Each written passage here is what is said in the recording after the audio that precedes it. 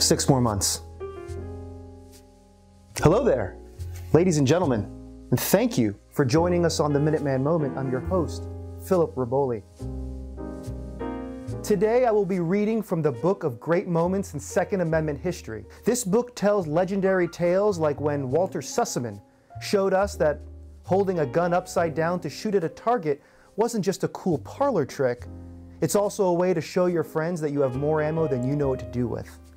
Or the first time that a man raised his gun to an exploding target and just before pulling the trigger, someone asked meekly, "Are you sure we're far back enough?"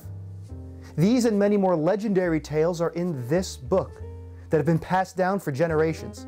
So for the first time, I will share just one of these stories with you all. Today's legend is a recent one, but trust me, it will age even better than a Chateau Margaux 2009. But unlike that wine with its notes of lilacs, currants, and super silky tannins, and a 13.2% alcohol, it won't leave you feeling ashamed of the decisions you made the night before.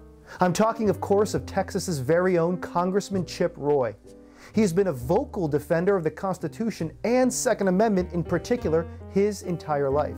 But as a congressman from Texas, he's become one of the leaders on this issue. But enough from me, let's read from the Book of Great Moments in Second Amendment History.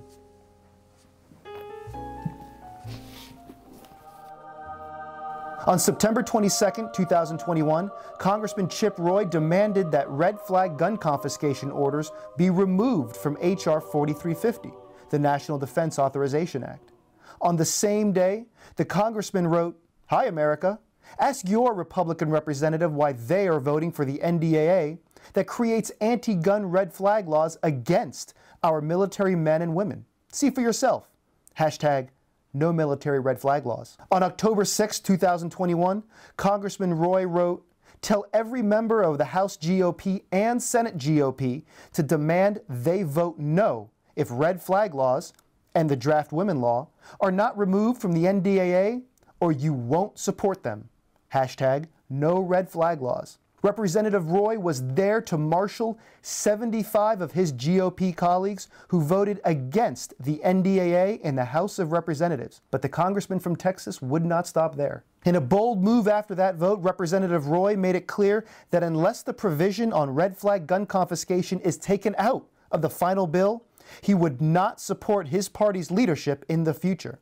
Red flag gun confiscation against our service members is absolutely indefensible and horrific. Congressman Chip Roy then said, "Congress should not allow servicemen who are faced with allegations to have their firearms taken away first and face due process later." He then said, "Congressional Republicans should not have voted this through under the take it out later approach because it risks passage and countenances the left's efforts to market red flag laws as reasonable." Finally, the congressman said, "That said, based on the fact that millions of Americans are communicating their displeasure about the foolish vote by 2/3 of the House GOP for legislation with these onerous provisions depriving not just Americans, but Americans serving in the military of their constitutional rights, it seems possible it will be removed in conference."